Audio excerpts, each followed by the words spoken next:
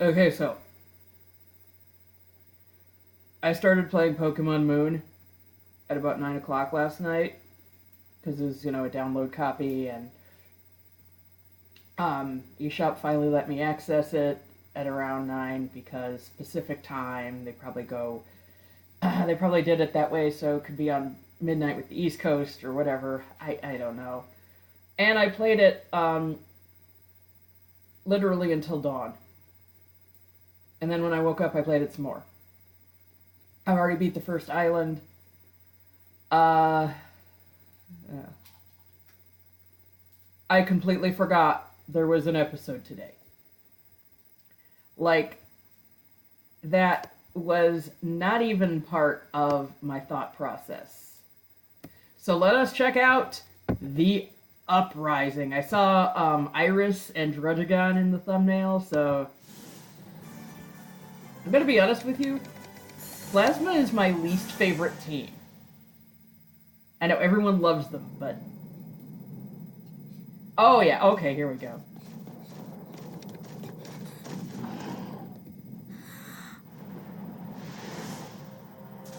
We're not getting the backstory, the coronation, any of that stuff? It's Figaro Castle! Submerge mode! This isn't Klingen. Where are we? Those in accord with fate are preserved, and those who rebel against fate will perish. Which one are you?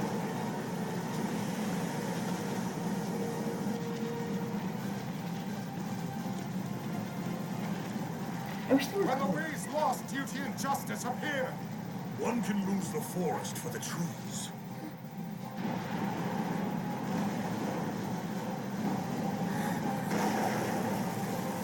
If you make a mistake and do not correct it, that is a second mistake. Superior men know what is right.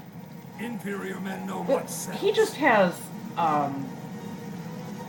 Gordor's hairstyle. There are not two suns in Yeah, the there's... sky, nor two sovereigns over the people.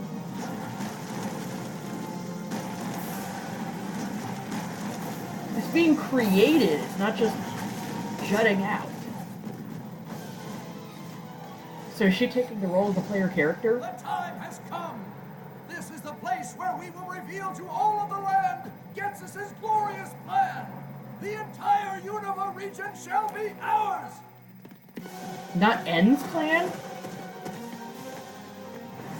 Considering they were still under the impression that N was the actual king. Unless the sages knew differently. Hey, mister! You guys sure do talk a whole lot, but you don't make any sense at all! Know your place, you impudent child! Oh, boy. Where is she? Druddigon, we are gonna stop him! She sounds like a kid, though. That's good. Damn! Not bad at all, little lady. Your drift veils! Crush him!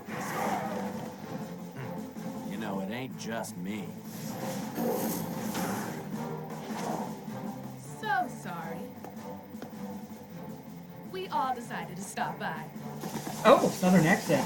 I like that. She also doesn't wear socks. I never noticed that before. Ignoring Team Plasma. Don't you know that would be a terrible thing for us gym leaders to do? She also sounds super familiar. First it's gonna dance. You see, we must do everything that we can for the sake of each and every Pokémon as well.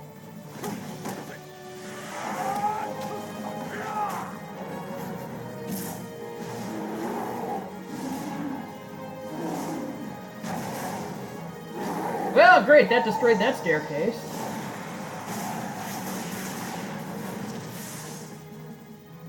Unova skies will be safe with me! Child voice. I want to see how they animated the beard. I can certainly empathize Yes. with some of what you say, but I cannot ever forgive the way you reject everything else! It is entirely on his lower jaw. Kansas was the one who told us that we are the true chosen ones. Indeed, we who are gathered here so we can alter the world for the better have been given the solemn duty to change Unima! You shall not interfere with Team Plasma or our king! Well, there's Jameson Price. Let's go! The guy I would have cast as Gexus. Come on! And I'm pretty sure the second to last stage to speak, as I said, I can really only identify Zinzalin because he's the only one who has his own freaking storyline. Yes, I know Rude does as well, but you know what I mean. It's very, very, very small. And he's like, oh, they still treat us as though we were part of Team Plasma. It's like, have you tried taking off the uniform? Maybe, you know, some nice slacks and a polo shirt or something? But, I don't know, like I said, Plasma bores the crap out of me. I mean, I kind of liked N, but they were just forcing us to like him. And that, I could have liked him a whole lot more if they didn't do that. And the reason I cosplay Gitsis is because I just really, really, really like his black and white one outfit. And I really hope they animate that, but the very fact that he did not appear in this episode kind of tells me that they're not going to, and they're just going to go with the black and white 2 outfit like he has on the poster. Which is a shame, because it is infinitely inferior to what he wears in black and white 1. You think I'm kidding. You think I'm being ironic or something, but I'm not. I really like that outfit. It's hilarious. But it doesn't scream obviously evil like his second one. You know, until you notice that it's patterned like a Kof Egregious. But I really like that they focused on Iris, and they showed her bravery and her immaturity. That she was going up to just, rawr, I'm going to fight Team Plasma all by myself with Drudgegon. Drudgegon is going to fight Plasma all by itself, too. We're going to fight it all by ourselves. And then they, Leopards leap at her, and she's like, oh shit. And, yeah, so I think that was nice. Does that mean she's the chosen hero? Because that would actually be a heck of a lot more meaningful. She is the girl who knows the hearts of dragons. She was raised in the wild, apparently, if you go by the games. I know in the show she was raised in a village in the wild, but on the show, she was another wild child. But in the games, she was another wild child. Which means that she and N have a great deal in common. I mean, you know, Haruta, Sapphire, but they're not in this continuity. And I don't know if it's implied that she can speak to all Pokemon, but she can definitely speak to dragon types on a more personal basis than most people can. And this is a great comic I saw once of Anne outside the Driftveil gym being all, oh, what does your Darmanitan have to say? And it looks at him and goes, die. He's like, oh god. I feel like there was just so much more they could have done. Plasma and Flare come off as incomplete. In a word, they are incomplete. I just realized how freaking dark it is on this camera. I mean, it's not dark in this room. It's a nice, comfortable light level, especially because I've been looking at a screen all night and all day. But I got a female Rowlet on my first, I was just going to go with whatever, and I was going to name it Blathers. But then I realized how underrated Celeste is and how unappreciated she is. Because at first I was just like, oh, a female, I'll name it Blathers anyway. And they're like, oh, no, I'll name it Celeste. There we go. If you don't know what I'm talking about, play some Animal Crossing. It's these 2 owls that run a museum. The brother and sister Blathers will blather on about what you give him, and Celeste runs the gift shop / planetarium, depending on which game you play. Anyway, hearing both Derek Stephen Prince and Jameson Price as sages is really disappointing, because Jameson Price is who I wanted to be Gitsis, and I know he was already Archie. I don't care. His voice as Archie was very low and growling, and for Gitsis he could have gone, with a more, I don't want to say a more Oikawa delivery, but that kind of conversational evil. And yes, I know Oikawa wasn't actually evil. He was possessed by Myotismon. Spoilers for Digimon 02, I don't care. But still, he had a very evil voice. But that very low. It's what I tried to do in my FF9 playthrough at Steiner. Today, I'm going to speak to you about Pokemon Liberation. Play Freebird! Kill them.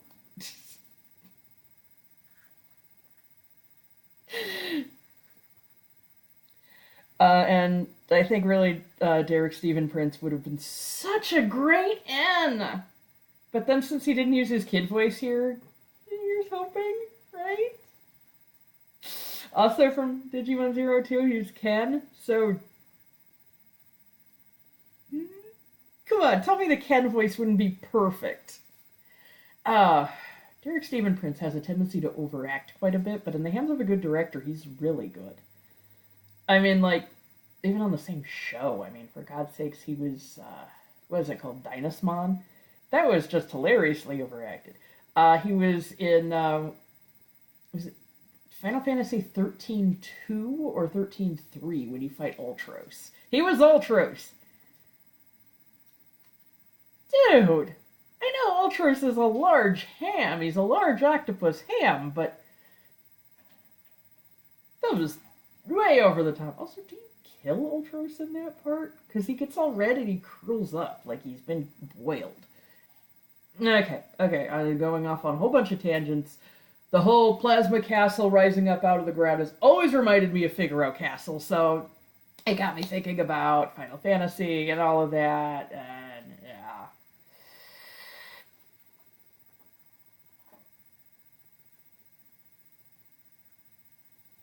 I'm sorry, the image that just came to mind was absolutely hilarious. I was just thinking about, well, no one dresses colorfully enough to... Oh. That would mean Gatsus would have to... Oh.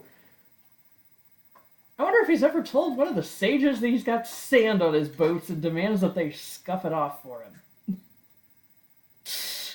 If you haven't played Final Fantasy VI, which you should go out right now. You should even stop this video. I'm not going to say anything of value after this.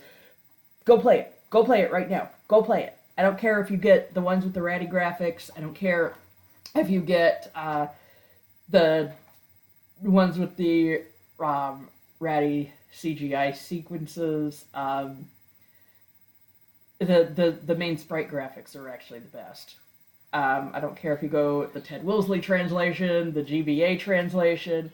I don't care what. Just play Final Fantasy VI, and then you'll get a whole hell of a lot of references I make on this blog, on this channel. And now that I have officially stopped talking about the Uprising, I think it's time for me to go. Alola awaits.